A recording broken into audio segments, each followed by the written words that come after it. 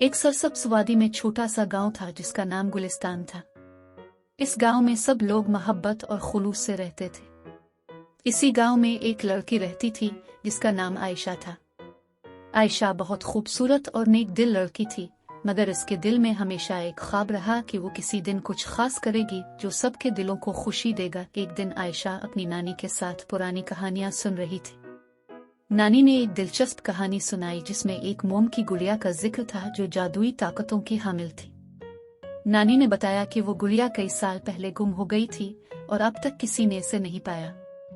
आयशा ने दिल में सोचा कि वो इस गुड़िया को जरूर ढूंढेगी। अगली सुबह आयशा अपने दोस्त अहमद के साथ गुड़िया की तलाश में निकली। उन्होंने गांव के बड़े बूढ़ों से पूछा, जंगल में छानबीन की और पुरानी खंडरात का जायजा लिया। कई दिन की मेहनत के बाद एक दिन उन्हें जंगल के एक गोशे में एक पुराना संदूक मिला। संदूक खोलते ही उन्होंने देखा कि इसमें एक मोम की गुड़िया पड़ी हुई थी। गुड़िया बहुत खूबसूरत थी, मगर उसकी आंखों में एक अजीब सी चमक थी। आयशा ने गुड़िया को उठाया और अहमद के साथ गांव वापस आए।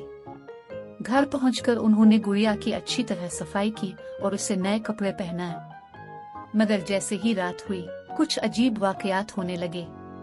गुड़िया के अर्द गिर्द रोशनी सी फैलने लगी और आयशा ने महसूस किया कि गुड़िया बोल रही है, शुक्रिया आयशा, तुमने मुझे आजाद किया। गुड़िया ने कहा। आयशा और अहमद हैरान रह गए। गुड़िया ने बताया कि वो एक जादुई शहजादी थी जिसे एक जालिम जादूगर ने मोम की गुड़िया में तब्दील कर दिया था।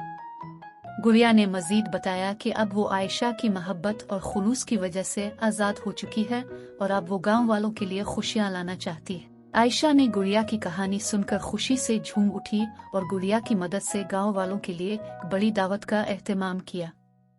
दावत में गुड़िया ने अपनी जादुई ताकतों से खूबसूरत मुजाहरे किए और सबको खुशी फराहम की। वक्त गुजरता गया और गांव में खुशी और मोहब्बत की फिजा कायम हो गई। गुड़िया ने आयशा और अहमद को हमेशा अपनी दुआओं में याद रखा और उनके खुलूस की कदर की। इस कहानी ने हमें ये सिखाया कि खुलूस और मोहब्बत की ताकत से न सिर्फ दिलों को जीता जा सकता है बल्कि किसी भी मुश्किल का हल निकाला जा सकता है। आयशा और अहमद की तरह अगर हम भी अपने दिलों में खुलूस और मोहब्बत को जगा दें तो दुनिया में खुशी और सुकून का पैगाम फैला सकते हैं। ये कहानी न सिर्फ मोम की गुड़िया की है बल्कि मोहब्बत और खुलूस की ताकत की भी है, जो दिलों को जोड़ने और खुशियों को बखेरने का जरिया बन सकती है।